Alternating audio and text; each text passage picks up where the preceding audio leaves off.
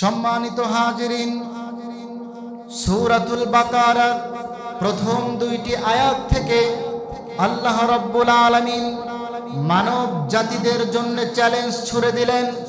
আল্লাহ রাব্বুল আলামিন বললেন, আমিন যালিকাল কিতাবু লা রাইবা ফি।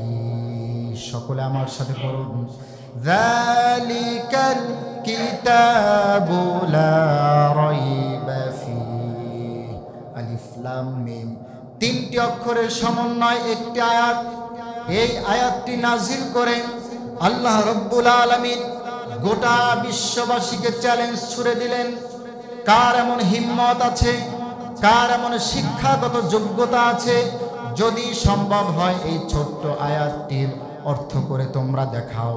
আজ থেকে 1500 বছর পূর্বে এই কোরআনুল কারীম নাজিল হয়েছে। 2024 সাল পর্যন্ত এ পর্যন্ত কোনো মানুষেরা এই ছোট্ট আয়াতটির অর্থ করতে সক্ষম হয়নি। পৃথিবীর সকল মুফাসসিরিনরা করেছেন। ওয়াল্লাহু আ'লামু বিমুরাদি। এই আয়াতগুলোর অর্থ একমাত্র জানেন কে? এই আয়াতগুলোর অর্থ একমাত্র আল্লাহ রাব্বুল আলামিন জানেন, এবং কিয়ামত পর্যন্ত এই আয়াতগুলোর অর্থ করতে কোনো মানুষের পক্ষে সম্ভব হবে না। বলুন সুবহানাল্লাহ। উলাইকা আলা হুদাম মির রাব্বিহিম ওয়া উলাইকা হুমুল মুফলিহুন। ইন্নাল্লাযীনা কাফারু আলাইহিম আ'আনযারতাহুম আম লাম তুনযিরহুম লা ইউমিনুন। খাতামাল্লাহু আলা কুলুবিহিম ওয়া আলা সাম'ইহিম ওয়া আলা আবসারিহিম গিশাওয়া ওয়া লাহুম আযাবুন আযীম। ওয়া মিনান নাসি মান ইয়াকুলু আমান্না বিল্লাহি ওয়া বিল ইয়াউমিল আখির ওয়া মা হুম বিমুমিনিন ইলাল আখিরিল আয়াত।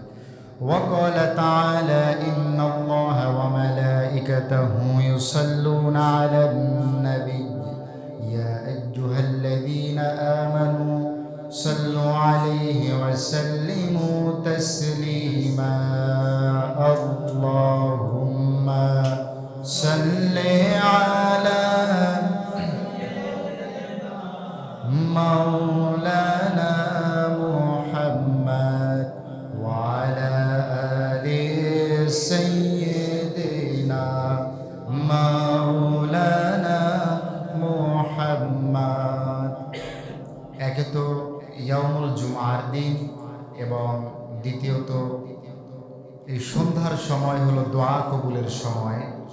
আল্লাহ রাব্বুল আলামিনের রহমত বরকত এই সময় অবতীর্ণ হয়।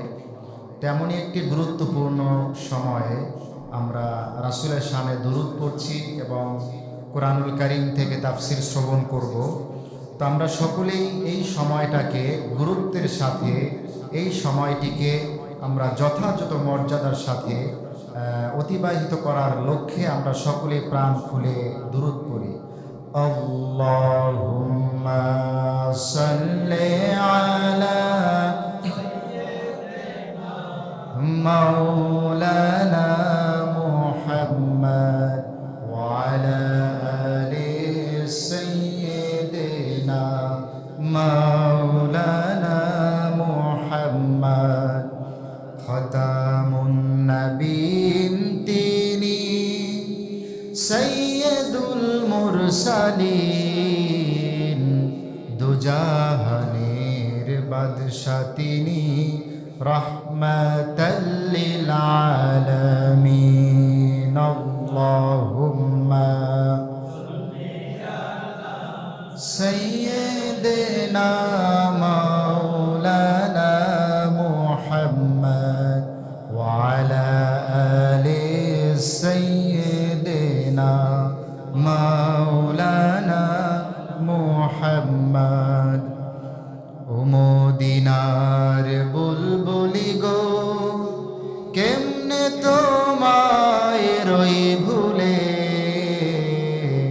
দান দান শহীদ স্মরণে কলি যায় গুঞ্জলে আল্লাহুম্মা সাল্লি আলা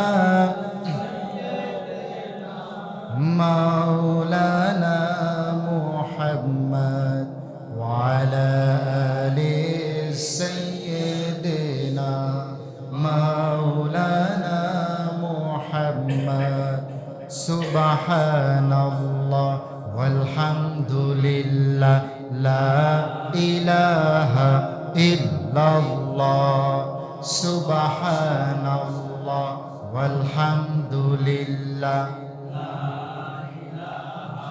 illallah subhanallah walhamdulillah la ilaha illallah subhanallah walhamdulillah la ilaha illallah la ilaha illallah muhammadur rasulullah sallallahu alaihi wasallam।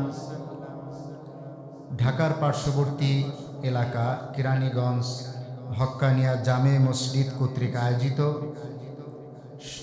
মাসের প্রথম সপ্তাহে মাসিক তাফসিরুল কোরআন মাহফিল, এই মাহফিলে উপস্থিত আছেন অত্র মসজিদের সম্মানিত মুসল্লিয়ানে ইকরাম এবং অত্র মসজিদ পরিচালনা কমিটির বিভিন্ন পর্যায়ের সদস্যবৃন্দরা, পর্দার আড়ালে অবস্থানরতা আমার পরম শ্রদ্ধা মা এবং বোনেরা, সকলের প্রতি আমার আন্তরিক সালাম। সকলে আমার সালামকে গ্রহণ করুন। ইসলামিক সম্ভাষণে অভিবাদন, আসসালামু আলাইকুম ওয়া রাহমাতুল্লাহি ওয়া বারাকাতুহু। শুকরিয়া আদায় করছি সে মহান রব্বুল আলামিনের দরবারে, যে মহান রব্বুল আলামিন সকলকে ভালোবেসে অসংখ্য অগণিত মানুষের মধ্য থেকে বাছাই করে নির্বাচন করে আল্লাহ রব্বুল আলামিনের এই রহমতের চাদরে আবৃত করে আমাদেরকে পৃথিবীর সবথেকে শ্রেষ্ঠতম জায়গা এই মসজিদ, রাসূল সাল্লাল্লাহু আলাইহি ওয়াসাল্লামের ভাষায় পৃথিবীর সবথেকে শ্রেষ্ঠতম জায়গা কোনটি? মসজিদ। আর সবথেকে নিকৃষ্টতম জায়গা হলো বাজার। তো এই উৎকৃষ্ট মানের এই জায়গায় যেখানে সদা সর্বদা ইবাদত করা হয়, তো একে তো শ্রেষ্ঠ জায়গা, দ্বিতীয়ত কোরআনের মজলিস, আলেম ওলামাদের মজলিস। তো এখানে অসংখ্য অগণিত মানুষের মধ্য থেকে যে মহান রব্বুল আলামিন সকলকে বাছাই করে এখানে উপস্থিত হওয়ার তৌফিক দিলেন, এজন্য সকলেই প্রাণ খুলে বলি আলহামদুলিল্লাহ। সকলে পড়ি রব্বানা লাকাল হামদ হামদান কাসীরান তাইয়্যিবান মুবারাকান ফীহি। এবং আজকের এই মজলিসকে আমি বরকতপূর্ণময় বলবো আরও এ কারণ বিগত আমি আপনাদের মাঝে যে কয়বার এসেছি সেখানে কিন্তু যুবকদেরও বা অল্প বয়সী অনেক ছেলেপানদের একটা হুমড়ি খাওয়া একটা ভিড় ছিল, কিন্তু আজকের বেশিরভাগই দেখা যাচ্ছে মুরব্বীরা। তো মুরব্বীরা আমাদের দিক নির্দেশনা দিবেন। যে কোনো ভালো কাজের পরামর্শ নিতে হয় কাদের থেকে? মুরব্বীদের থেকে। তো কিতাবের মধ্যে বলা হয়েছে, কোনো দাড়ি পাকা মুরব্বীরা যদি আল্লাহ রব্বুল আলামিনের দরবারে হাত উত্তোলন করে, আল্লাহ রব্বুল আলামিন লজ্জায় পড়ে, তিনি লজ্জিত হয়ে ওই বান্দার গুনাহগুলোকে মাফ করে দেয়। বলে সুবহানাল্লাহ। হয়তো আজকের এই মজলিসে, এবারের মজলিসে যুবক ভাইদের তেমন একটা আল্লাহ কবুল করেন না, এর জন্য হয়তো আসতে পারে না। তো যাই হোক, যারা মাইকের আওয়াজ শুনছেন সকলকে আমি সবিনে আহ্বান করব, সকলেই আমাদের এই কোরআনের তাফসিরের মজলিস উপস্থিত হওয়ার জন্য আমি সবিনয় অনুরোধ জানাচ্ছি। তারই সাথে সাথে প্রাণ ভরে দোয়া করব, যাদের অক্লান্ত পরিশ্রমের মাধ্যমে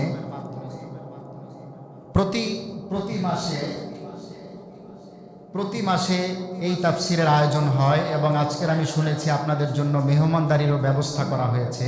আমি মূল আলোচনায় যাওয়ার আগে যেই সম্পর্কে কিছু কথা বলবো, যে আপনাদের এই আশেপাশে যতগুলা মসজিদ আছে আমার মনে হয় আপনারা যেইভাবে খাবারের আয়োজন করেন অন্য সব মসজিদে এত আয়োজন সম্ভবত করে না। তো এই বিভিন্ন জায়গায় যেমন আগে যখন আমরা ছোটবেলা আপনারা যারা ছিলেন মসজিদে গেলে সেখানে তবারকের ব্যবস্থা হতো, মিষ্টি জিলাপি ইত্যাদি এই ধরনের একটা সংস্কৃতি আমাদের সমাজে ছিল কিনা? ছিল, কিন্তু আস্তে আস্তে এটা উঠে যাওয়া গেছে এবং এ কারণেই আমাদের মধ্যে কিন্তু অনেকটা ভ্রাতৃত্ব বন্ধনও কিন্তু অনেকটা ছুটে যাচ্ছে বা অনেকটা আমাদের সেই গ্যাপ হয়ে যাচ্ছে। এবং যে মানুষকে খাবার প্রদানের ক্ষেত্রে আল্লাহ রাব্বুল আলামিন তার প্রিয় বন্ধু মুহাম্মদ সাল্লাল্লাহু আলাইহি ওয়াসাল্লামের অসংখ্য অগণিত হাদিসের মাধ্যমে আমাদেরকে উৎসাহ প্রদান করেছে, তোমরা একে অপরকে খাদ্য দান করো। বলুন সুবহানাল্লাহ। এক সাহাবী রাসূল সাল্লাল্লাহু আলাইহি ওয়াসাল্লামকে প্রশ্ন করলেন যে ইয়া রাসূলুল্লাহ, ইয়া হাবিবাল্লাহ, ইসলামের মধ্যে সবথেকে উন্নত সবথেকে উৎকৃষ্ট মানের আমল কোনটি? তখন রাসূলুল্লাহ সাল্লাল্লাহু আলাইহি ওয়াসাল্লাম বললেন, ইসলামের মধ্যে সবথেকে উন্নত মানের আমল হলো একে অপরকে তোমরা খাবার খাওয়াবে, খাবার দিবে।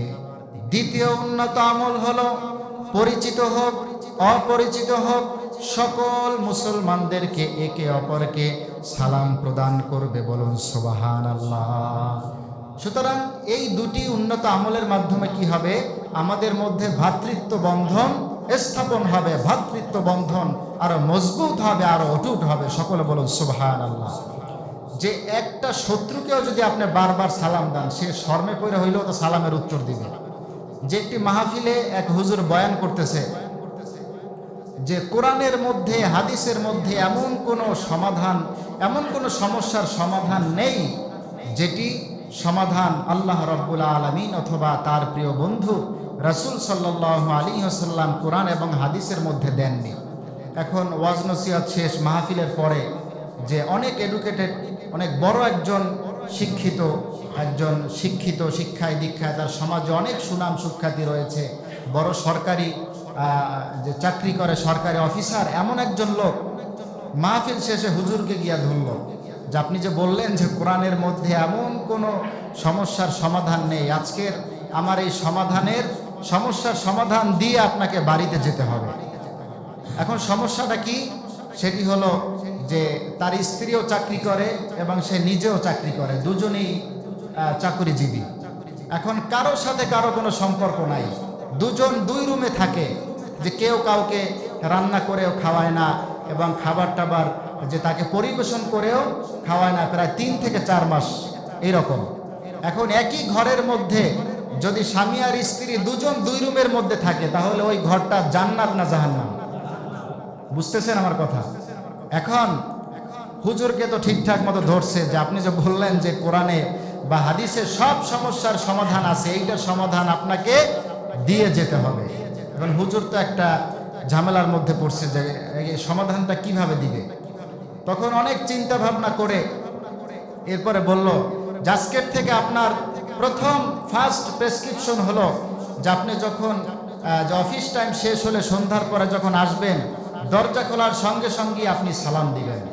এখন ওই লোকের তো মেজাজ গরম হয়ে গেছে যে বউ আমারে রান্না কইরা খাওয়ায় না, আমার পাশে শোয় না, তারে আমি সালাম দিব, এটা কেমন কথা? যেরপরে বলে আপনি একটু চেষ্টা করে দেখেন।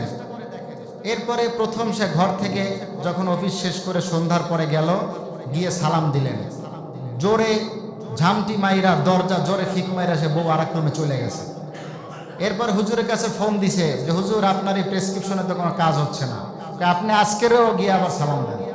এরকম করতে করতে 3-4 দিন, যখন 4র্থ দিন দরজা খোলার সঙ্গে সঙ্গে আবারও যখন সালাম দিছে তখন একটু মুস্কি কইরা হাসি দিয়ে একটা বড় হুজুর চালাইছে, সালাম দেয়। সারা জীবন সালাম দিল না, এখন বাজাবাজির পরে একটা সালাম শিক্ষাইছে। এরপর আবার রাত্রে হুজুরের কাছে ফোন দিছে যে হুজুর আজকের তো একটু মুস্কি হাস দিয়ে আমাকে একটু টিটকারি মারলো যে বড় হুজুর জ্বালাইছে, আপনার তো প্রেসক্রিপশনে কাজ কেবল শুরু হয়েছে। বলুন সুবহানাল্লাহ। 5ম দিন যখন আবার অফিস টাইম শেষ করে এসে যে দরজা খুলছে তখন আবার সুন্দর করে সালাম দিল, আসসালামু আলাইকুম ওয়া রাহমাতুল্লাহ।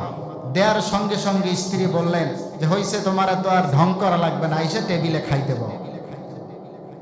তো যে এই খাবার খাওয়ানো এবং এই সালাম, যেই দুটি যে আমাদের এই ভ্রাতৃত্ব বন্ধন স্থাপন করার জন্যে, আমাদের একে অপরকে সম্পর্ক আরো মজবুত করার জন্যেই এই খাবারের আয়োজন, এই সালাম বিনিময়ের আয়োজন। সকলে বলুন সুবহানাল্লাহ।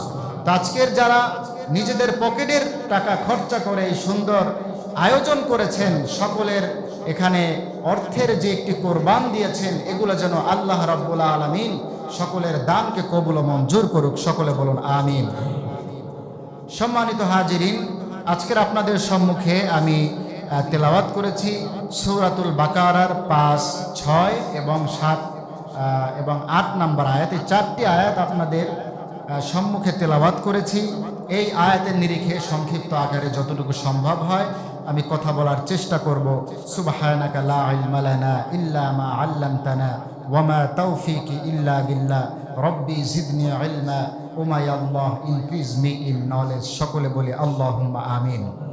সূরাতুল বাকারা, এটির ফজিলত, এটির ভূমিকা দীর্ঘ কয়েকদিন আপনাদের সম্মুখে আমি ব্যাপকভাবে আলোচনা করেছি। আপনাদের কতটুকু মনে আছে আমি জানি না। তো আল্লাহ রাব্বুল আলামিন যতটুকু আলোচনা করব বা আপনারা শুনবেন, এগুলো যেন মনে রাখার আমাদের সকলকে তৌফিক দান করে বলে আমিন। এরপরও মাত্র 2 থেকে 3 মিনিটের মধ্যে আমি এর ভূমিকা, আয়াতের নিরিখে ভূমিকাগুলো বলি, আমি আমার তেলাওয়াতকৃত আয়াতের মধ্যে প্রবেশ করব ইনশাআল্লাহ। সূরাতুল বাকারা এটি কোরআনের 114টি সূরার মধ্যে 2 নম্বর সূরা এবং এর আয়াত সংখ্যা হলো 286টি, রুকু হলো 40টি। প্রথমে সিরিয়ালভাবে যদি আমরা গুনতে যাই, সূরাতুল বাকারা হলো কোরআনের 2 নম্বর সূরা। কয় নম্বর সূরা? 2 নম্বর সূরা এবং আয়াত সংখ্যা হলো 286টি। আয়াত সংখ্যা কয়টি? সকলে জবান খুলুন। আয়াত সংখ্যা কয়টি? এবং রুকু হলো 40টি। রুকু কয়টি? 40টি।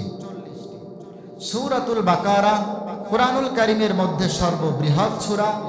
কুরআনুল কারীমের মধ্যে ইতিহাস, ঐতিহ্য, জ্ঞান গর্ভ, এই নিয়ে যতগুলো সূরার মধ্যে আলোচনা হয়েছে, তার মধ্যে অন্যতম সূরা হলো এই সূরাতুল বাকারা। গত মাসে আলোচনা করেছিলাম যে বাকারা শব্দের অর্থ কি জানি? বাকারা শব্দের অর্থ কি? গাভী। এবং এটার নামকরণ সম্পর্কে গত মাসে ব্যাপকভাবে আলোচনা করেছিলাম।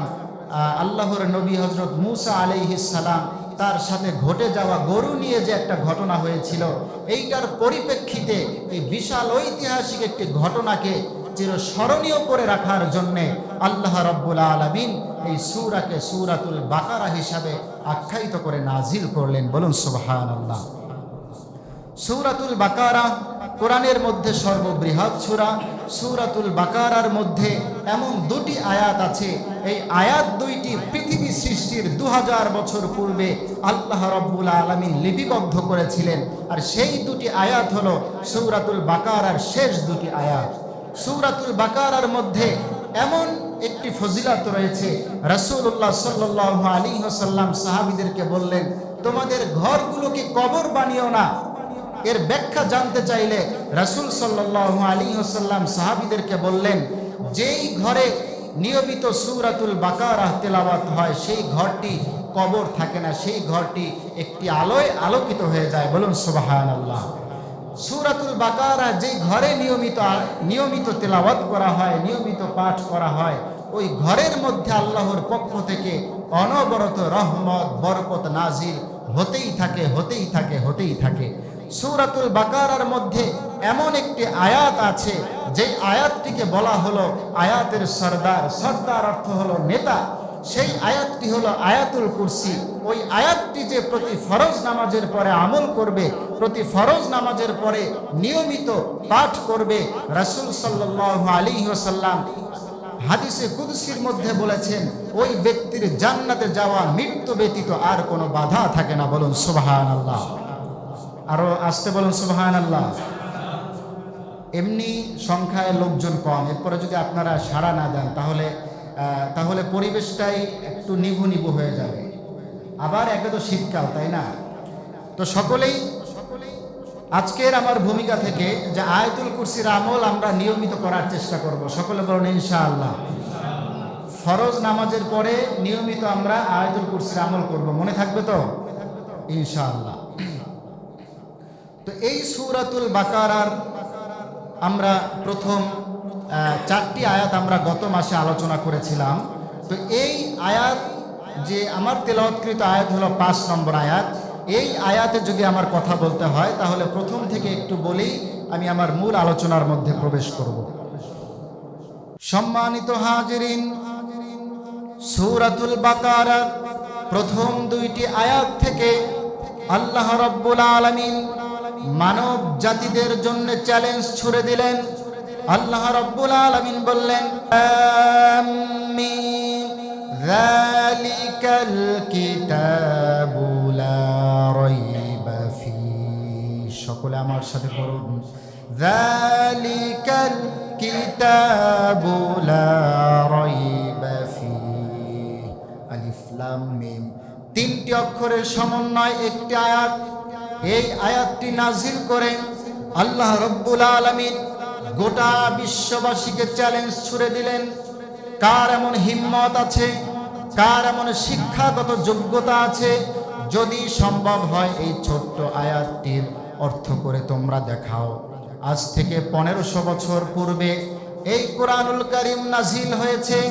2024 সাল পর্যন্ত এ পর্যন্ত কোনো মানুষেরা এই ছোট্ট আয়াতটির অর্থ করতে সক্ষম হয়নি। পৃথিবীর সকল মুফাসসিরিনরা করেছেন। ওয়াল্লাহু আ'লামু বিমুরাদি। এই আয়াতগুলোর অর্থ একমাত্র জানেন কে?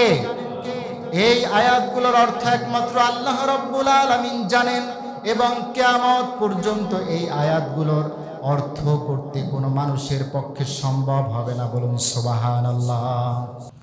2 নম্বরের চ্যালেঞ্জ, যালিকাল কিতাবু লা রাইবা ফীহি।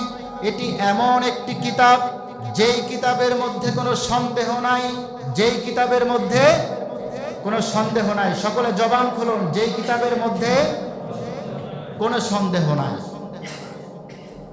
ইতিহাস থেকে আমরা জানতে পারি এই কোরআনুল কারীমের ভুল খোঁজার জন্যে, এই কোরআনুল কারীমের ভুল ধরার জন্যে অনেক মনীষীরা, যাদের পৃথিবীতে জাগতিক শিক্ষার কারণে আকাশচুম্বী সম্মান ছিল, যাদের অনেক সম্মান ছিল, অনেক মর্যাদা ছিল, এমন অনেক মনীষীরা কোরআন খোঁজার জন্য যখন কোরআনের কাছে আসলো, কোরআন নামক এই মহাসমুদ্রের মধ্যে যখন ডুব দিল, গভীর মনোযোগ, যখন কোরআনের ভুল খোঁজার জন্য যখন এই কোরআনের সমুদ্রে ডুব দিল, যখন তারা সামনে এগোচ্ছে ভুল খুঁজতে খুঁজতে, যখন তারা যত সামনে যাচ্ছে তারা ভুল খুঁজে পেল। তবে কোরআনের ভুল নয়, ভুল হলো তাদের ভুল। যারা ভুল খোঁজার জন্য আসছে তারা এই ভুল খুঁজে পেল। এই কোরআন সঠিক ঠিকই, কিন্তু আমি নিজে ভুলের মধ্যে নিমজ্জিত আছি। বলুন সুবহানাল্লাহ। নিজেদের ভুল বুঝতে পেরে, নিজেদের ভুলগুলো তারা বুঝতে পেরে তাদের মস্তক অবনত চিত্তে কোরআনুল কারীমের সামনে মাথা নত করে সকলেই কালেমা পড়ে মুসলমান হয়ে গেল। লা ইলাহা ইল্লাল্লাহু মুহাম্মাদুর রাসূলুল্লাহ। সকলে পড়ুন, লা ইলাহা ইল্লাল্লাহু মুহাম্মাদুর রাসূলুল্লাহ সাল্লাল্লাহু আলাইহি ওয়াসাল্লাম। তো এই সূরাতুল বাকারার প্রথম 2টি আয়াত আল্লাহ রাব্বুল আলামিন গোটা বিশ্ববাসীর জন্য কি ছুড়ে দিলেন? চ্যালেঞ্জ। সকলে জবান খুলুন, কি ছুড়ে দিলেন? চ্যালেঞ্জ। যে কার এমন হিম্মত আছে, কে কত বড় শিক্ষিত হয়েছো, পারলে এই কোরআন থেকে ভুল খুঁজে দেখাও এবং প্রথম আয়াতের তোমরা অর্থ করো।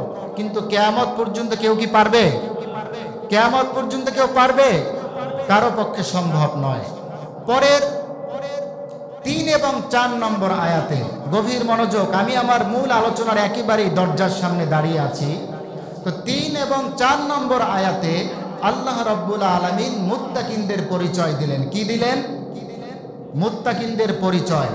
এবং যে পরিচয় কিভাবে দিলেন, তিনি পুঙ্খানুপুঙ্খানুভাবে তিনি যে গুণগুলো বর্ণনা করলেন, সিফাতগুলো বর্ণনা করলেন, যেগুলো তোমরা ট্রেনিং করো, এগুলো তোমরা তোমাদের অন্তরের মধ্যে ফিট করো এবং এগুলো প্রশিক্ষণ তোমরা করো, তাহলে আমি তোমাদেরকে উত্তম পুরস্কারে পুরস্কৃত করব। বলুন সুবহানাল্লাহ। গভীর মনোযোগ। আমি আমার তেলাওয়াতকৃত 5 নম্বর আয়াতের আলোচনায় এখনই প্রবেশ করব।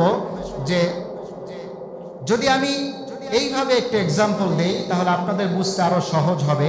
যেখানে অনেক স্কুল, কলেজ, ইউনিভার্সিটি অথবা মাদ্রাসা, বিভিন্ন কোম্পানির সাথে সম্পৃক্ত এমন অনেক ভাইরা, মুসল্লিরা উপস্থিত আছেন, যে আমরা বিভিন্ন সময় বিভিন্ন কোর্স করে থাকি, বিভিন্ন ট্রেনিং করে থাকি না।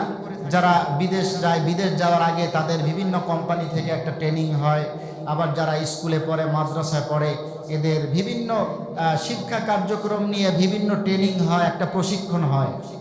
তো 3 মাস, 6 মাস, 1 বছর এরকম এক একটা সময়সীমার মধ্যে তাদের যখন যে কোনো একটা বিষয়ের উপরে যখন প্রশিক্ষণ দেওয়া হয়, প্রশিক্ষণ কমপ্লিট হলে তাদের হাতে একটা সনদ তুলে দেয়, তাদের হাতে একটা সার্টিফিকেট দেয়। সকলে বলুন ঠিক কিনা? তো দেখুন, আল্লাহ রাব্বুল আলামিন এই 2টি আয়াত অর্থাৎ 3 এবং 4 নম্বর আয়াত, কত নম্বর বললাম? 3 এবং 4 নম্বর আয়াত। এই আয়াতে আল্লাহ রাব্বুল আলামিন আমাদেরকে কিছু গুণের কথা বললেন। যদি ইমানদার হতে চাও, যদি মুত্তাকিন হতে চাও, যদি তাকওয়াবান বান্দা হতে চাও আমার কাছে, তাহলে তোমরা এই বিষয়গুলো নিয়ে তোমরা পর্যালোচনা করো, এগুলোর উপরে তোমরা প্রশিক্ষণ নাও, এগুলোর উপরে তোমরা ট্রেনিং নাও। সকলে বলুন সুবহানাল্লাহ। যখন 3 এবং 4 নম্বর আয়াতে অর্থাৎ উল্লেখিত যেই বিষয়গুলো রয়েছে, এগুলো যখন কোনো বান্দা প্রশিক্ষণ নিতে নিতে যখন আল্লাহর দরবারে হিদায়াত প্রাপ্ত বান্দা হয়ে যাবে, আল্লাহর কাছে যখন ইমানদার বান্দা বলে গণ্য হবে, এই 5 নম্বর আয়াতে আল্লাহ রাব্বুল আলামিন ওই সকল বান্দাদেরকে স্বীকৃতি স্বরূপ একটি সার্টিফিকেট প্রদান করে দিলেন। বলুন সুবহানাল্লাহ। আল্লাহ রাব্বুল আলামিন বললেন, আউযু বিল্লাহি মিনাশ শাইতানির রাজিম। সকলে আমার সাথে পড়ুন, বিসমিল্লাহির রাহমানির রাহিম। উলাইকা আলা হুদাম মির রাব্বিহিম ওয়া উলাইকা হুমুল মুফলিহুন। সকলে বলুন আল্লাহু আকবার। উলাইকা আলা হুদাম মির রাব্বিহিম। আল্লাহ আমাদের সার্টিফিকেট দিচ্ছেন। গভীর মনোযোগ। আল্লাহ আমাদের কি দিচ্ছেন? সার্টিফিকেট দিচ্ছেন। উলাইকা আলা হুদাম মির রাব্বিহিম। রবের পক্ষ থেকে তারা হিদায়াত প্রাপ্ত হয়েছে, রবের পক্ষ থেকে তারা হিদায়াতের উপরে প্রতিষ্ঠিত হয়েছে। ওয়া উলাইকা হুমুল মুফলিহুন। এবং তারা কেবলমাত্র শুধুমাত্র সফলতা অর্জন করেছে। বলুন সুবহানাল্লাহ। উলাইকা আলা হুদাম মির রাব্বিহিম। রবের পক্ষ থেকে তারাই হেদায়েতের উপরে প্রতিষ্ঠিত। সকলে বলুন রবের পক্ষ থেকে। সকলে জবান খুলুন, রবের পক্ষ থেকে তারাই হেদায়েতের উপরে প্রতিষ্ঠিত। এখন সকলে আমার দিকে তাকান। আমাদের এখন মনে একটা প্রশ্ন যাচ্ছে না যে রবের পক্ষ থেকে তারা হেদায়েত প্রাপ্ত, কিন্তু কারা? সকলে আমার দিকে তাকান। হেদায়েত প্রাপ্ত তারা, কিন্তু কারা? এরকম একটা প্রশ্ন হয় না যে সে কে? সে কে হলো 3 এবং 4 নম্বর আয়াতে আমরা গত মাসে যে আলোচনাগুলো করেছিলাম, তারাই হলো এই আয়াতের অন্তর্ভুক্ত। তারা এই 2টি আয়াতের প্রশিক্ষণ নেওয়া যখন শেষ করলো, 2টি আয়াতকে যখন তারা তাদের লাইফস্টাইলে যখন অন্তরের মধ্যে ফিট করে, তাদের সেই প্রত্যেকটা কাজকর্মে যখন ফিট করে তারা যখন অন্তরে বিশ্বাস করলো এবং এগুলোর সমন্বয়ে যারা বহিঃপ্রকাশ করলো, তারাই হলো উলাইকা আলা হুদাম মির রাব্বিহিম ওয়া উলাইকা হুমুল মুফলিহুন। সকলে বলুন সুবহানাল্লাহ। তো তারাই তাদের রবের পক্ষ থেকে। রব শব্দের অর্থ জানো কি? আমরা ফাতিহা সূরার সময় বিস্তারিত আলোচনা করেছিলাম ফাতিহা সূরা নিয়ে। রব শব্দের অর্থ কি? প্রতিপালক। যিনি প্রতিপালন করে, যিনি মানুষদের প্রত্যেকটা প্রাণীদেরকে যিনি ভরণ পোষণ জুগিয়ে দেয়, তার নাম হলো রব। তার নাম কি? রব। তো তারাই তাদের প্রতিপালকের পক্ষ থেকে হিদায়েত প্রাপ্ত এবং তারাই কেবলমাত্র শুধুমাত্র সফলতা অর্জন করেছে। সকলে বলুন সুবহানাল্লাহ। এখন আমাদের প্রশ্ন হয়, এই আয়াতের অন্তর্ভুক্ত কারা? 3 এবং 4 নম্বর আয়াতে যারা ট্রেনিং নিয়েছে, যারা দীর্ঘ সময়কাল ধরে যারা এগুলোর উপরে প্রশিক্ষণ নিয়েছে, আল্লাযীনা ইউমিনুনা বিল গায়বি ওয়া ইউকিমুনাস সালাতা ওয়া মিম্মা রাযাকনাহুম ইউনফিকুন ওয়াল্লাযীনা ইউমিনুনা বিমা উনজিলা ইলাইকা ওয়া মা উনজিলা মিন ক্বাবলিক ওয়া বিল আখিরাতি হুম ইউকিনুন। যারা গায়েবের উপরে বিশ্বাস এনেছে। 1 নম্বরে কি? যারা গায়েবের উপরে বিশ্বাস এনেছে। সকলে জোরে বলুন, 1 নম্বরে কি? যারা গায়েবের উপরে বিশ্বাস এনেছে এবং যারা সালাত কায়েম করেছে, যারা অর্জিত সম্পদ থেকে যারা যাকাত প্রদান করেছে। আবার আপনি সেই চাঁদাবাজি কইরা, এরপরে টেন্ডার, জনগণের ইট বালু সিমেন্ট এগুলা খেয়ে এরপরে যদি আপনি যাকাত দেন, তাহলে এই যাকাত কি হবে? এগুলো হবে আল্লাহর সাথে একটা ফাজলামোর মতো একটা করা। যা আমরা ইতিপূর্বে দেখেছি, বিভিন্ন সময় যদি 50 বস্তা চাল আসতো, সেখান থেকে কিন্তু 40 বস্তা নাই। এবং আমরা বন্যার সময় এমনও দেখেছি যে বিভিন্ন চেয়ারম্যান মেম্বার এদের খাটের তলায় সয়াবিন তেল আমরা সে দাম বৃদ্ধি হওয়ার কারণে আমরা সয়াবিন তেল কিনতে পারি নাই। বলুন ঠিক কিনা? যেই 5 লিটারের বোতল খাটের নিচে, চালের বস্তা পুকুরের মধ্যে, এরপরে চিনি, চাল, ডাল এগুলো যে যেমনি ভাবে পারছে সেইভাবে জনগণেরটা মেরে খেয়েছে। সকলে বলুন ঠিক কিনা?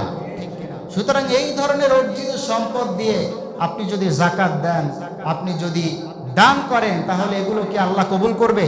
এগুলো কবুল করবে না। সুতরাং আমরা চাই আমাদের এই সমাজের প্রতিনিধি এমন কেউ হোক যার মধ্যে থাকবে আল্লাহর ভয়, যার মধ্যে থাকবে রাসূলের ভয়, যার মধ্যে তাকওয়াদারিতা থাকবে, ঈমানদারিতা থাকবে। এগুলো বয়ে নিয়ে যারা আমাদের সামনে আসবে, তাদের পক্ষে আমরা রায় দিব। সকলে বলুন ঠিক কিনা? 1 নম্বরে হলো গায়েবের উপরে বিশ্বাস করতে হবে, সালাত কায়েম করতে হবে, যাকাত প্রদান করতে হবে, আখিরাতের উপরে ঈমান আনতে হবে এবং আমাদেরকে আল্লাহ রাব্বুল আলামিন যে মহাগ্রন্থ আল কুরআনুল কারীম দিলেন, এই কোরআনের উপরে বিশ্বাস স্থাপন করতে হবে।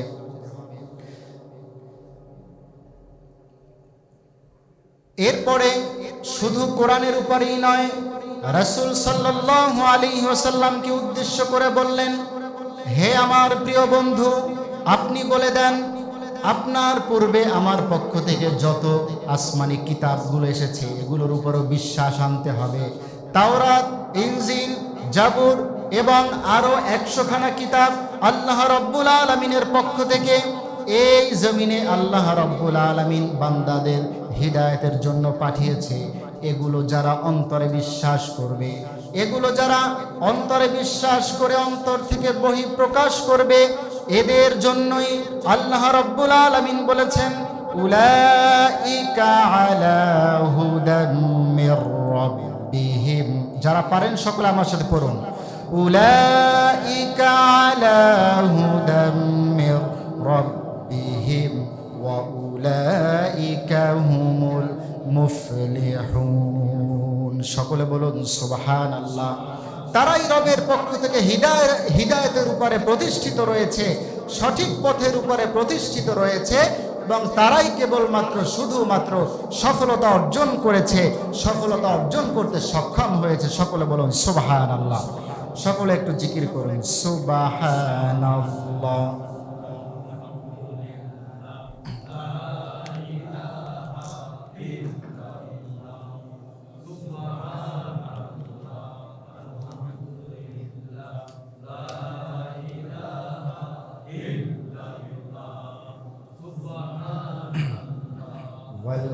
আলহামদুলিল্লাহ, লা ইলাহা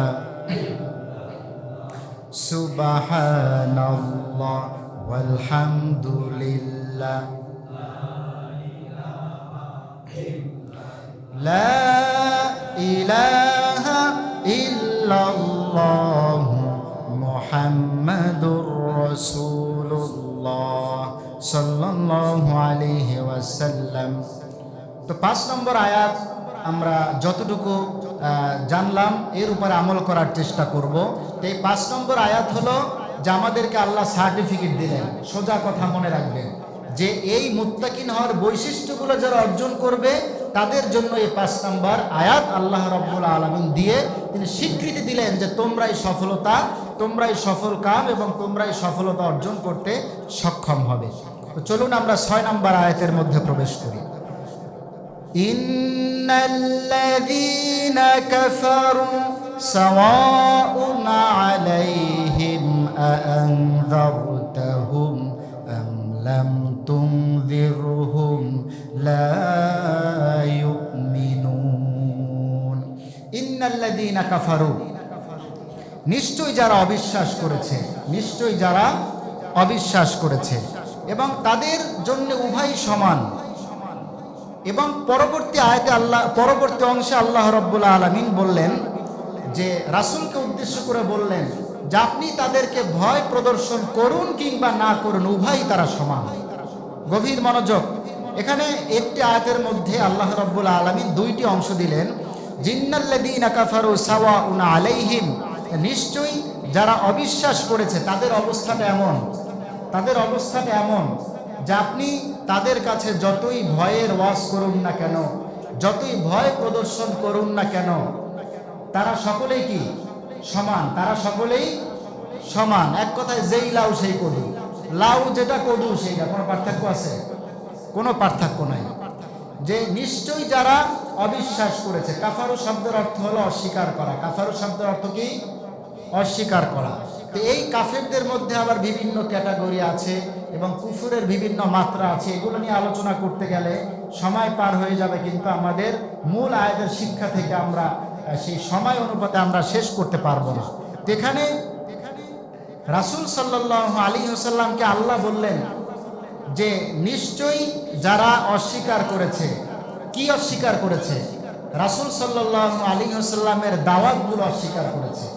যে বিভিন্ন সময় দেখবেন বিভিন্ন এলাকায় তাবলিগ ভাইয়েরা আইসা অনেক মেহনত করে বা বিভিন্ন অজপাড়া গ্রাম অঞ্চলে যায়, গিয়া সেই 3 দিন এত মেহনত করে কিন্তু মসজিদে 3 জন মানুষও আনতে পারে না, এমন আছে না? বিভিন্ন সময় এমন হয়ে থাকে।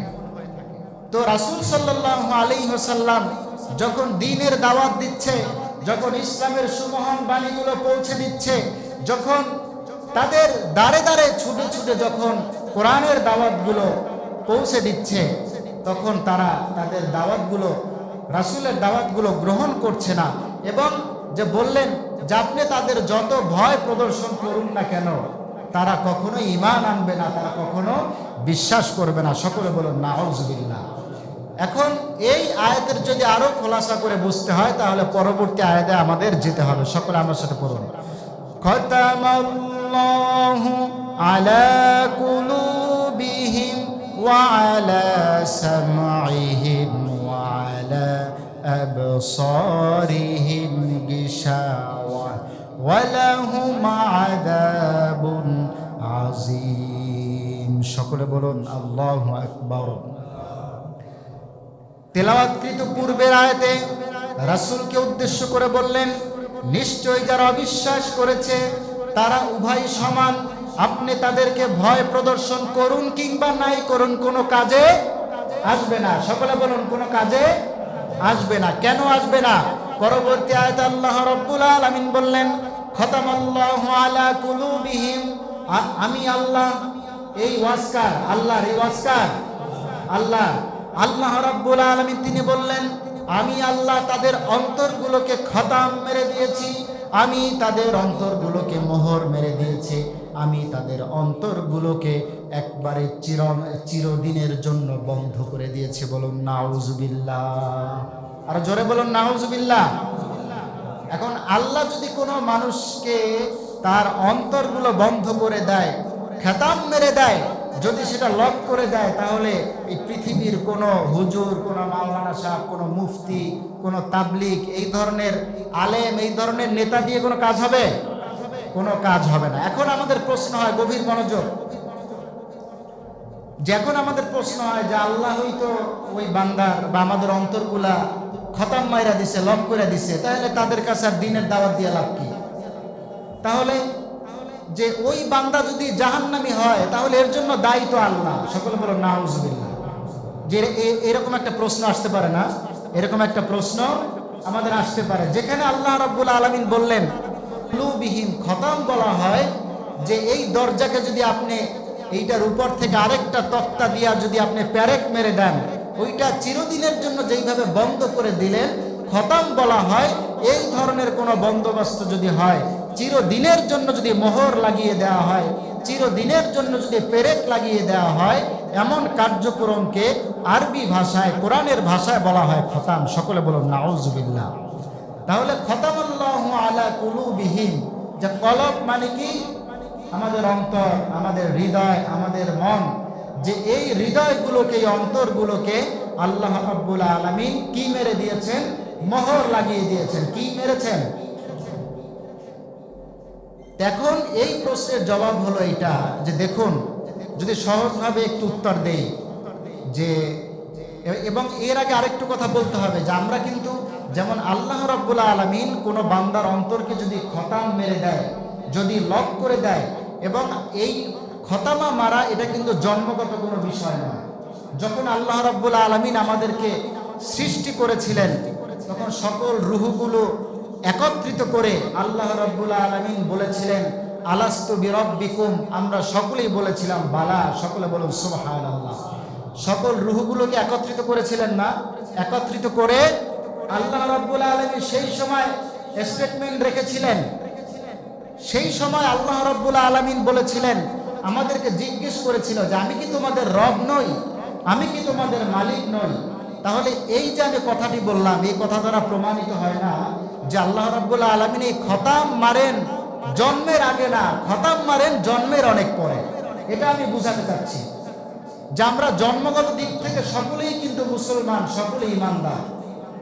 যারা হিন্দুর ঘরে জন্ম নেয়, যারা ইহুদির ঘরে জন্ম নেয়, যারা খ্রিস্টানদের ঘরে জন্ম নেয়, জন্ম হওয়ার সঙ্গে সঙ্গেই সে কি কাফের হয়?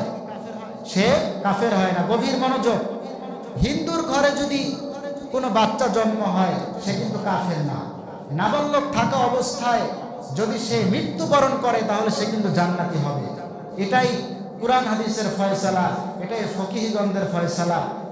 এটি ইমাম আবু হানিফা, এটি হলো ইমাম আজম হযরত আবু হানিফা রহমাতুল্লাহ আলাইহির ফয়সালা, যে কোনো বিধর্মীর ঘরে যদি কেউ জন্মগ্রহণ করে, সে অবস্থায় যদি সে মৃত্যুবরণ করে, তাহলে সে কোথায় যাবে? জান্নাতে যাবে। সুতরাং আমরা জন্মগতভাবে কিন্তু আমরা এই খতামার আওতাভুক্ত নয়। আমাদের অন্তরকে আল্লাহ রাব্বুল আলামিন খতাম মেরে দেননি, মোহর লাগিয়ে দেননি, লক করে দেননি। আল্লাহ রাব্বুল আলামিন সেই হাজার হাজার কোটি কোটি বছর আগে যখন আদম আলাইহিস সালামকে সৃষ্টি করেছিলেন, এরপরে যখন রুহগুলো একত্রিত করে বলেছিলেন আলাস্তু বিরাব্বিকুম, যে আমি কি তোমাদের রব নই, আমরা এক বাক্যে আমরা উত্তর করেছিলাম বালা। এক বাক্যে কি বলেছিলাম? বালা। যে হ্যাঁ, আপনি আমাদের রব, আপনি আমাদের সৃষ্টিকর্তা। সকলে বলুন সুবহানাল্লাহ। সুতরাং খতামাল্লাহু আলা কুলুবিহিম, এই আয়াতটি তেলাওয়াতের মাধ্যমে বা এই কথাগুলোর মাধ্যমে আমি এটি প্রমাণ করতে চাচ্ছি যে আল্লাহ কোনো বান্দার অন্তরকে খতামা করেন, মোহর লাগিয়ে দেন জন্মের আগে নয়, জন্মের অনেক অনেক অনেক পরে। এরপরে আসি মূল কথায়, যে জন্মের অনেক পরে যখন সাবালক হয়, যখন সে কর্মঠ হয়, যখন তার মধ্যে আকল আসে, জ্ঞান বুদ্ধি আসে, এমন একটা পর্যায়ে চলে যায়, তখন আল্লাহ রাব্বুল আলামিন ওই বান্দাকে খতামা মারিয়ে দেয়, ওই বান্দাকে মোহর লাগিয়ে দেয়। যদি আরো সহজভাবে এক্সাম্পল দেই, যে আমার ছোট একটা বাচ্চা আছে, যে 20 মাস বয়স, 2 বছর হয় না, যে এমনি সবসময় কাশি লেগে থাকে, এই যে নিউমোনিয়া আক্রান্ত হইয়া প্রায় 2 বার ভর্তি ছিলাম, হসপিটালে ভর্তি ছিল। এরপরও ফ্রিজের দরজা খুইলা শুধু যদি কোনো ঠান্ডা কিছু রাখা থাকে, বরফে খুঁটতে খুঁটতে খায়। এখন ওরে যত নিষেধ করে আরো উল্টা বেলে ওই জায়গা যায়। এখন মাঝে মাঝে রাগ করে কই খা, তোর যা ইচ্ছা তুই কর। তো এই যে খতামাটা আল্লাহ মারে, যেমন একটা পর্যায়ে চলে যায়, যে আল্লাহ বিভিন্ন আয়াতে আল্লাহ রাব্বুল আলামিন বলেছেন, এই কথা বলতে গেলে সময় চলে যাবে, যে আল্লাহ রাসূলকে এবং বিভিন্নভাবে জানিয়েছে যে তোমাদের সামনে কি আসমানে গ্রন্থগুলা যায় নাই, তোমাদের কাছে কি নবী রাসূলরা যায়নি, তোমাদের মাঝে কি কোনো যে আলেম ওলামারা যায়নি, তোমরা এরপরও দিনের পথ থেকে তোমরা গাফেল কেন? সকলে বলুন সুবহানাল্লাহ। সুতরাং এই খতামাল্লাহু আলা কুলুবিহিম, যেটি আল্লাহ রাব্বুল আলামিন একটি পর্যায়ে গিয়ে ওই বান্দার অন্তরকে লক করে দেয়। যেমন আকাম কুকাম করতে করতে করতে যে যত খারাপি আছে, যত নেফাকি আছে, যত কোরআন বিরোধী কার্যক্রম আছে, এগুলো যখন করতে করতে যখন একটা পর্যায়ে চলে যায়, তখন আল্লাহ রাব্বুল আলামিন কি করে? তার অন্তরকে কি করে? মোহর মেরে দেয়। সকলে জবান ছাড়ুন, তার অন্তরকে কি করে? মোহর মেরে দেয়। তাহলে খতামাল্লাহু আলা কুলুবিহিম, এই আয়াত করতে গিয়ে অনেক নাস্তিকরা, ঠিক আছে, অনেক নাস্তিকদের আপনি যদি ডিবেটগুলো যদি দেখেন, তাহলে তারা কিন্তু এইভাবে একটা খোরা যুক্তি দাঁড় করায় যে আল্লাহ তো এই জায়গা বলছে খতামাল্লাহু আলা কুলুবিহিম, আল্লাহ বান্দার অন্তরকে লক করে দিছে, তাহলে জান্নাতে গেলে তো দোষ আল্লাহর, জাহান্নামে গেলে তো দোষ আল্লাহর, আল্লাহর নির্দেশেই তো সে জাহান্নামে গেছে। সকলে বলুন নাউজুবিল্লাহ। সুতরাং আল্লাহ বান্দার অন্তরকে মোহর মেরে দেয়, লক করে দেয়। এটি জন্মের আগে না, এটি জন্মের পরেও না, বরং জন্মের অনেক অনেক বছর পরে যখন নাফরমানি করতে করতে করতে যখন তিনি একটা পর্যায়ে চলে যায়, তখন আল্লাহ রাব্বুল আলামিন যখন অসহ্য হয়ে যায়, যখন তার উপরে বিরক্ত হয়ে যায়, তখন যে কোনো জুলুমবাজদের উপরে যখন বিরক্ত হয়ে যায়, তখন তার কাছের যত সহযোগী থাকুক না কেন লাথি মেরে দেশ থেকে বের করে দেয়। সকলে বলুন ঠিক কিনা? এরপরে দেখুন যে এই আয়াতটি যদি আপনি তাফসির খোঁজেন বিভিন্ন জায়গায়, যে এই খতামাল্লাহু আলা কুলুবিহিম, যেটিকে আল্লাহ যে সাধে নাজিল করছে, বেটিকে আল্লাহ যে এমনি এমনি কোরআনের মধ্যে নাজিল করলেন, যে এই খতামা মেরেছে কাদেরকে? যাদের অন্তরে ছিল এক এবং বাহিরে ছিল ভিন্ন। এক কথায় মুনাফিকের চরিত্রগুলা যাদের অন্তরের মধ্যে ছিল, এই ধরনের মানুষদেরকে আল্লাহ রাব্বুল আলামিন যে খতামা মেরে দিয়েছেন। যে এই প্রসঙ্গে যে আমি ছোট্ট একটি ঘটনা যোগ করতে চাই, যে উহুদ যুদ্ধ যখন হলো, গভীর মনোযোগ, যে উহুদ যুদ্ধের পরে মদিনায় অনেকগুলা বংশ ছিল, যারা ইতিহাসের ছাত্র যারা অবশ্যই জানবেন যে উহুদ যুদ্ধের পরে মদিনায় বসবাসরত একটি বংশের নাম ছিল, একটি গোষ্ঠীর নাম ছিল বনু নজির। বংশের নাম কি? বনু নজির। সকলে একটা আওয়াজ করুন, বংশের নাম কি? বনু নজির। এই বনু নজিরের একজন নেতা ছিলেন, একজন সর্দার ছিলেন কাব বিন আশরাফ। ওই সর্দারের নাম কি? কাব বিন আশরাফ। বুঝতেছেন? তিনি ছিলেন যে দেখুন যে আল্লাহ যে খতামা মারছে, যে আয়াত নিয়ে যে আমি যে কি বলে যে অনেকগুলা তাফসির আমি দেখেছি, এর মধ্যে যে ঘটনাটা আমি মনে করেছি আপনাদের মাঝে প্রকাশ করা উচিত, যে মদিনায় সেই বংশ বনু নজির, এই বনু নজিরের লিডার ছিলেন কাব বিন আশরাফ। তিনি কি করেছেন? তিনি রাতের আধারে অথবা গোপনে তিনি মক্কায় চলে আসলেন। মক্কায় চলে আসার পরে গোপনে আসলেন, যে তিনি যে কাউকে না জানিয়ে হুট করে আসলেন। মক্কার লিডার ছিলেন আবু সুফিয়ান। কার কাছে আসলেন? আবু সুফিয়ান। বংশের নাম কি? বনু নজির। বংশের নাম কি? এবং ওই গোষ্ঠীর লিডার ছিল কে? কাব বিন আশরাফ। তিনি আসছে কার কাছে? আবু সুফিয়ানের কাছে। আবু সুফিয়ান তো ওই সময় মোড়ল ছিল, এই 16 বছর এক মোড়ল ছিল না, জালেমদের ধরছে, এরপরে হুজুরদের ধরছে এবং অটোওয়ালাদের ধইরা, এখন সে অটো নিয়ে যে একটা কাবজাব, এই যে অটো লিক, প্যাডেল লিক, এইগুলা যে হয়েছে, এই কাবজাব কিন্তু ওই লেডি ফেরাউন কিন্তু বাজায় গেছে। তো যাই হোক, তো সে আসছে যে এক বাটপার আরেক বাটপারের কাছে আসছে গোপনে। তো এই কাব বিন আশরাফ সে আসছে কার কাছে? আবু সুফিয়ানের কাছে। আইসা এরপরে সে রাতের আধারে সবার চোখের আড়ালে সে ষড়যন্ত্র করছে যে আবু সুফিয়ান, আপনি একটা কাজ করেন, এখন তো বিভিন্ন সুযোগ সুবিধা আছে, আপনি মদিনায় গিয়া আক্রমণ চালান, মদিনায় গিয়া আপনি সে হামলা চালান, এবং আপনার যত সহযোগিতা লাগুক না কেন, টাকা পয়সার সহযোগিতা লাগুক, এরপরে কি বলে থাকার কোনো সমস্যা হলে বা এক কথায় সার্বিক সহযোগিতা আমরা আপনাকে আঞ্জাম দিব, আপনি মদিনায় এসে হামলা চালান। সকলে বলুন নাউজুবিল্লাহ। যে একই চরিত্রে কিন্তু আগের সেই লেডি ফেরাউন ছিল, যে ভারত থেকে সেনাবাহিনীদের এনে, ভারত থেকে বিভিন্নভাবে এনে শাপলা চত্বরে রাতের অন্ধকারে যেইভাবে হামলা চালিয়েছিল, পিলখানায় যেইভাবে সেই পার্শ্ববর্তী ভাড়া করা সেনাবাহিনীদের এনে হামলা চালিয়েছিল, এই চরিত্র এই 16 বছরের মধ্যেই না, এই চরিত্র আমরা রাসূলের আগে যেই ফেরাউনগুলো ছিল, যেই জুলুমবাজরা ছিল, এদের মধ্যেও কিন্তু এই চরিত্র বিদ্যমান ছিল। সকলে বলুন ঠিক কিনা। এরপরে এই যে কাব বিন আশরাফ, সে আবু সুফিয়ানরে সলা পরামর্শ করতেছে যে আপনি আইসা আপনি মদিনায় হামলা চালান, মদিনায় হামলা চালান, যত সহযোগিতা লাগুক আমরা আপনাকে সার্বিক সহযোগিতা করব। আমরা আপনাকে কি করব? সার্বিক সহযোগিতা করব। এখন সুফিয়ান তো পাইছে একটা সুযোগ, এটা তো একটা ভালো সুযোগ, এই যে ইন্ডিয়ার মতো একটা ভালো সুযোগ। এখন এই সুযোগ কোনোভাবে কি করা যায় না, হাত ছাড়া করা যায় না। তখন কি করলো? এখন আবু সুফিয়ান আবার সে আটকাইয়া মফেল দেয়। সে কি করতেছে দেখেন, সে ওই কাব বিন আশরাফ তাকে জিজ্ঞেস করলেন যে তাহলে তোমার বনু নজির বংশ বড় না আমি আবু সুফিয়ান আমার বংশ বড়? দেখুন যে তোমার বংশ বড় না আমার বংশ বড়, এই লড়ালড়ি কিন্তু, এই যুদ্ধ বিদ্রোহ সে জাহিলিয়াতের যুগে কিন্তু শত শত হাজার বছর কিন্তু এই যুদ্ধ চলেছিল। তোমার বংশ বড় নাকি আমার বংশ বড়? এখন আবু সুফিয়ান সে কাব বিন আশরাফ তাকে বলল যে তাহলে তোমার বনু নজির বংশ বড় না আমি আবু সুফিয়ান আমার বংশ বড়? এখন কি করবে? সে বলল না আপনার বংশই বড়। কার বংশ? ওই যে আবু সুফিয়ানের বংশ। তো কেমনে বড়? এখন সে আবার স্টেটমেন্টগুলো নিচ্ছে সুন্দরভাবে যে কেমনে বড়। তো আপনারা সেই কি বলে কাবা ঘরের চাবি আছে আপনাদের কাছে, কাবা ঘর পরিষ্কার পরিচ্ছন্নতা করেন আপনারা, এবং কাবা শরীফের চত্বর এটি তো কুরাইশদের আন্ডারেই ছিল, এগুলো আপনারা দেখাশোনা করেন বিধায় আপনারা বনু নজিরের থেকে আবু সুফিয়ান অর্থাৎ আপনি মহাজন, আপনি আমার থেকে সম্মানিত। গভীর মনোযোগ। যখন ওই কাব বিন আশরাফ তাদের জবান থেকে যখন এই স্বীকৃতি পেল, তখন আবু সুফিয়ান কি করলো?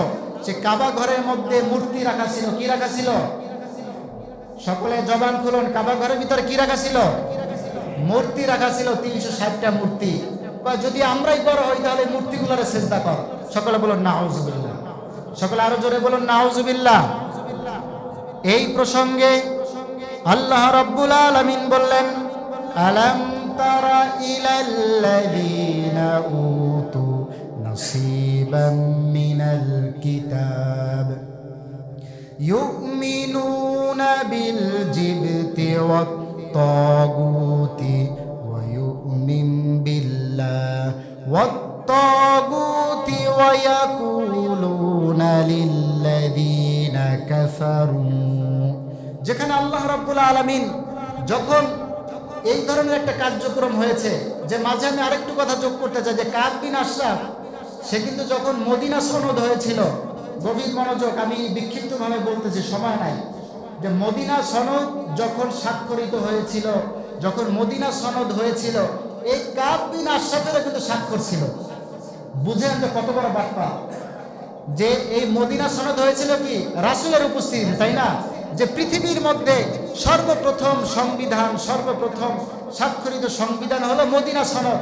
ইতিহাসের বিভিন্ন পণ্ডিতরা, যে হিস্ট্রি বলেন বা বিভিন্নভাবে ইতিহাসের অনেক সেই ঐতিহাসিক বিদরা আছে, তারা বিভিন্নভাবে ইতিহাসকে বিকৃত করতে চায়, কিন্তু যেটি হচ্ছে একেবারেই পরিষ্কার, একেবারেই পরিচ্ছন্ন, একেবারে দিনের মতো সত্য কথা, যে পৃথিবীর মধ্যে সর্বপ্রথম লিখিত সনদ হলো এই মদিনার সনদ। সকলে বলুন সুবহানাল্লাহ। তো এই মদিনা সনদেও কিন্তু কাব বিন আশরাফের স্বাক্ষর ছিল। তো স্বাক্ষর থাকা মানে কি?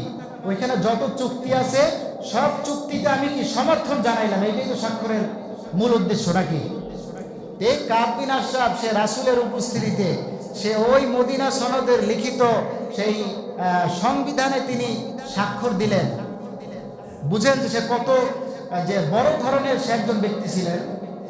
এবং সে রাতের আধারে এসে চুক্তি করতেছে কার সাথে? আবু সুফিয়ানের কাছে। কি চুক্তি করতেছে? যে মদিনায় হামলা করার জন্য, আপনার সার্বিক সহযোগিতা করার জন্য আমরা সব কিছু প্রস্তুত আছি। সকলে বলুন নাউজুবিল্লাহ। এখন আবু সুফিয়ান এই ধরনের চুক্তির আশ্বাস পেয়ে আবু সুফিয়ান সে 40 জন তার সঙ্গপাঙ্গ নিল। কি নিল? 40 জন নিয়া জামা খুলে ফেলছে, গেঞ্জি খুললা খালি বুকে কাবার চত্বরে হাত উঠাইয়া কাবার সাথে বুকটাকে মিশিয়ে এরপরে মদিনায় হামলা করার জন্য তারা প্রস্তুতি গ্রহণ করেছিল। সকলে বলুন নাউজুবিল্লাহ। আরো জোরে বলুন নাউজুবিল্লাহ। এই ধরনের মুনাফিক, এই ধরনের বাটপার এখনো আমাদের সমাজে আছে কি নাই? সুতরাং আমাদের সকলকে সতর্ক থাকতে হবে। সকলকে কি থাকতে হবে? সতর্ক। এজন্যই আল্লাহ রাব্বুল আলামিন এই চরিত্রের যারা রাসূলের সামনে স্বাক্ষর দিল, যারা রাসূলের সামনে সাহাবী হিসাবে নিজেকে জাহির করতে চাইতো, যারা বড় ঈমানদার বলে দাবি করতে চাইতো, কিন্তু অন্তরে ছিল এক চরিত্র, বাহিরে আর এক চরিত্র, এই মানুষদের সম্পর্কে আল্লাহ রাব্বুল আলামিন বললেন, খতামাল্লাহু আলা কুলুবিহিম ওয়া আলা সামঈহিম ওয়া আলা আবসারিহিম গিশাওয়া ওয়া লাহুম আযাবুন আযীম। আল্লাহ তাদের অন্তরে মোহর লাগিয়ে দিয়েছে। তাদের শুধু অন্তরকেই মোহর লাগিয়ে দেয়নি, তাদের কানকেও বন্ধ করে দিয়েছে, তাদের চোখগুলোকেও বন্ধ করে দিয়েছে। তাদের চোখ থাকতেও তারা অন্ধ, কান থাকতেও তারা কানে শোনে না, কানা। তাদের সব কিছু আল্লাহ রাব্বুল আলামিন বন্ধ করে দিয়েছে। ওয়ালাহুম আযাবুন আযীম। যে এই ধরনের চরিত্রের যারা, তাদের জন্য আমি রেখে দিয়েছি কঠিন, শক্ত এবং কঠিন পীড়াদায়ক শাস্তি। সকলে বলুন নাউজুবিল্লাহ। সকলে একটু জিকির করুন সুবহানাল্লাহ।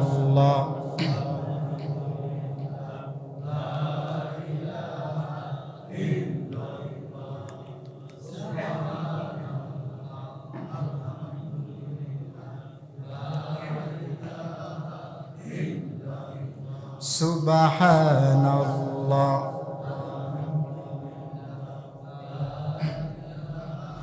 ইল্লাল্লাহ লা ইলাহা ইল্লাল্লাহ মুহাম্মাদুর রাসূলুল্লাহ সাল্লাল্লাহু আলাইহি ওয়াসাল্লাম। তাহলে আপনারা কি সবাই বুঝতে পেরেছেন যে খতামাল্লাহু আলা কুলুবিহিম এইটা আল্লাহ কেন বললেন? যে এই আয়াতের শিক্ষা হলো, আল্লাহ কোনো বান্দার অন্তরকে জন্মের আগে মোহর মারে নাই, মারছে একটা পর্যায়ে গিয়া।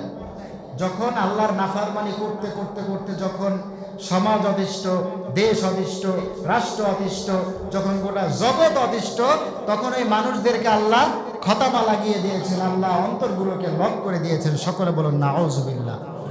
পরের আয়াতে আল্লাহ রাব্বুল আলামিন কি বললেন? ওয়ামিনান নাসি মান ইয়াকুলু আমান্না বিল্লাহি ওয়া বিল ইয়াউমিল আখির ওয়া মা হুম বিমুমিনিন। আর মানুষের মধ্যে এমন কিছু মানুষ আছে যারা বলে আমরা ঈমান এনেছি। গভীর মনোযোগ। মানুষের মধ্যে এমন অনেক মানুষ আছে যারা বলে আমরা পাক্কা ঈমানদার ব্যক্তি, যারা বলে আমরা ঈমান এনেছি, কিন্তু প্রকৃত অর্থে তারা আদৌ কোনো ঈমানদার বান্দা নয়। বলুন নাউজুবিল্লাহ।